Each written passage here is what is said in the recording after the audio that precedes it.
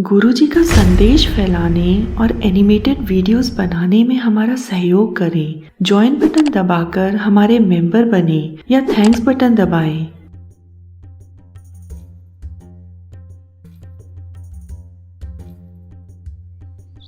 सुबह उठते ही कबीरदास जी अपने घर में भजन कीर्तन किया करते थे। उनके घर में हमेशा भक्तों का जमावड़ा रहता था। वह सब मिलकर भजन कीर्तन और नाच गाना किया करते थे। उनके यहाँ लगभग 200-300 भक्त आते थे और वह उन सभी को खाना खिलाए बगैर नहीं जाने देते थे। इस वजह से उनकी पत्नी लोई और उनका बेटा कमाल दास परेशान हो गए थे। घर में राशन पानी खत्म हो रहा था और घर कर्जे पर चल रहा था। एक दिन कबीरदास जी ने भक्तों को अपने घर खाने का न्योता दे दिया, परंतु घर में राशन खत्म हो जाने की वजह से उनकी पत्नी बहुत परेशान हो गई। घर में राशन पानी खत्म हो जाने की वजह से वह पीछे के दरवाजे से राशन की दुकान पर गई और दुकानदार से बोली, मुझे थोड़ा राशन दे दो। दुकानदार उसे देखकर बोला, मैं तुम्हें और राशन नहीं दे सकता, पहले तुम मेरा पुराना कर्जा चुकाओ। तब वह बड़ी नम्रता से बोली, मेरे पति के आदेश पर घर आए भक्तों को खाना खिलाना है। ठीक है, मैं तुम्हें राशन तो दे दूंगा, परंतु राशन के बदले में जो भी मैं तुमसे मांगू वह तुम्हें देना होगा। कबीरदास जी की पत्नी बेहद ही खूबसूरत थी, जिस कारण दुकानदार उसे गंदी नजरों से देखने लगा था। आज रात तुम मेरे घर पर आ जाना, मैं तुम्हारा सारा कर्जा माफ कर दूंगा। दुकानदार की बात सुनकर वह थोड़ी देर सोचने लगी और फिर बोली, ठीक है, मैं आ जाऊंगी, पर अभी के लिए मुझे राशन दे दो।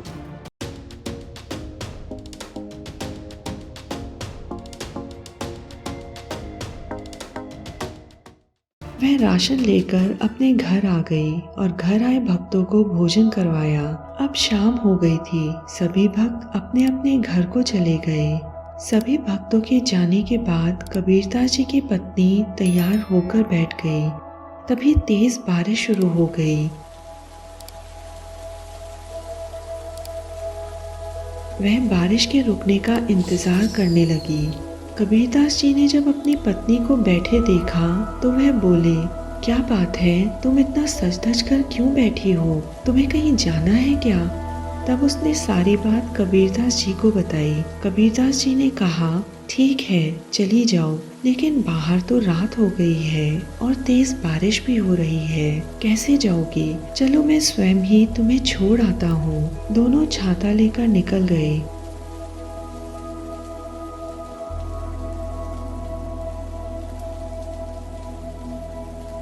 दुकानदार के घर पर पहुंचकर उसने दरवाजा खटखटाया। दुकानदार तो उसका बड़ी उत्सुकता से इंतजार कर रहा था। बहुत देर हो गई इंतजार करते, लगता है अब वो नहीं आएगी। परंतु दरवाजा खोलने पर उसने उसे सामने खड़ा पाया।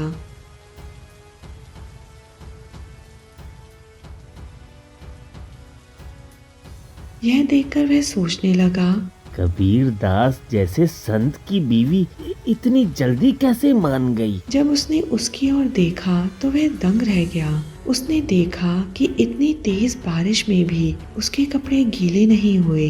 उसने उससे पूछा, बाहर इतनी तेज बारिश हो रही है मगर तुम तो बिल्कुल नहीं भीगी, क्या चमत्कार हुआ?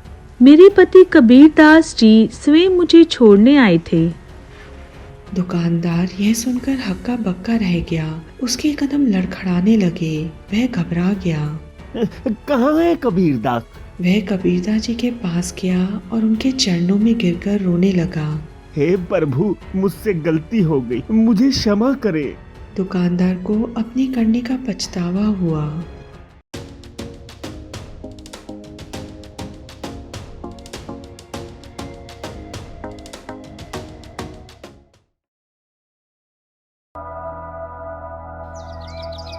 एक बार की बात है, संत कबीर की कुटिया के बाहर एक वैश्या ने अपना कोठा बना लिया। एक और संत कबीर भगवान का कीर्तन करते तो दूसरी ओर वैश्या के कोठे पर दिन भर नाच गाना होता। एक दिन कबीरदास जी उस वैश्या के घर गए और बोले, कि देखो बहन, तुम्हारे यहाँ बहुत गंदे गंदे लोग आते हैं, क्या तुम कहीं और जाकर नहीं रह सकती? कबीर जी की बात सुनकर वैश्या को गुस्सा आ गया और वो बोली, अरे फकीर, तुम मुझे यहाँ से भगाना चाहते हो?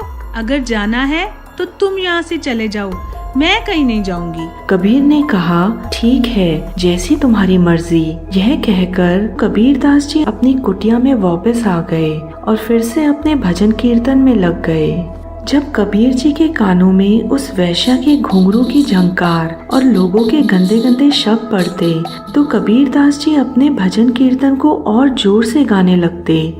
भजन कीर्तन का ऐसा प्रभाव हुआ कि जो लोग उस वैश्या के कोठे पर आते जाते थे वो अब कबीर जी के पास बैठकर सत्संग सुनते और कीर्तन करते। वैश्या ने जब यह सब देखा तो उसने सोचा, यही फकीर तो कोई जादूगर है, इसने मेरा सारा धंधा ही चौपट कर दिया। अब सब लोग मेरे पास न आकर उस फकीर के पास भजन कीर्तन सुनने जाते हैं। वैश्या ने क्रोधित होकर अपने साथियों से कहा, तुम इस जादूगर फकीर की कुटिया जला दो ताकि वे यहाँ से चला जाए। वैश्या की बात सुनकर उसके साथियों ने संत कबीर की कुटिया में आग लगा दी। कुटिया को जलते देख संत कबीर बोले, वाह मेरे मालिक, अब तो तू भी यही चाहता है कि मैं यहाँ से चला जाऊँ। अगर आपका यही आदेश है तो मुझे यहाँ से जाना ही होगा। संत कबीर जाने ही वाले थे कि भगवान से यह सब देखा नहीं गया।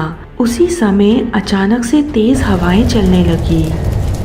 हवा से कबीर दास जी की कुटिया की आग तो बुझ गई, मगर आग ने वैश्या के कोठे को पकड़ लिया। वैश्या के देखते ही देखते उसका कोठा पूरा जल गया। वह चीखती चिल्लाती हुई कबीर दास जी के पास पहुंची और बोली, ओ फकीर जादूगर, देखो मेरा सुंदर कोठा किस प्रकार से जल रहा है। मेरे सुंदर पर्दे जल रहे हैं। हे जादूगर, तो कुछ करता क्यों नहीं? कबीर जी को जब अपनी कुटिया की ही फिक्र नहीं थी तो उन्हें किसी के कोठे से क्या लेना देना। कबीर जी खड़े खड़े हंसने लगे। कबीर जी को हंसता देख वैश्या को गुस्सा आ गया और आसपास के लोगों को बोली, देखो, इस जादूगर ने मेरे घर में आग लगा दी। देखो कबीर, जिसमें तुमने आग लगाई है ना, वो कोठा मैंने अपना तन मन और अपनी इज्जत को बेचकर बनाया था। तूने मेरी सारी जिंदगी की कमाई को नष्ट कर दिया। कबीर जी बोले, देख बहन, तू फिर से गलती कर रही है। वह बोले, ना तूने आग लगाई ना मैंने आग लगाई, यह तो यारों ने अपनी यारी निभाई। तेरे यारों ने तेरी यारी निभाई तो मेरा भी तो यार बैठा है, मेरा भी तो कोई चाहने वाला है। जब तेरे यार तेरी वफादारी कर सकते हैं तो क्या मेरा यार तेरे यारों से कमजोर है क्या? कुटिल वैश्या की कुटिलाई, संत कबीर की कुटिया जलाई। शाम पिया के मन ना भाई, तूफानी गति दे हवा की। वैश्या के घर आग लगाई, शाम पिया ने प्रीत निभाई। वैश्या को अब समझ आ गया था कि मेरे यार खाक बराबर और कबीर के यार सरताज बराबर। उस वैश्या को अपनी गलती का एहसास हो गया। उसे समझ आ गई कि वह एक हरि भक्त का अपमान कर बैठी है। भगवान उसे क्षमा करें।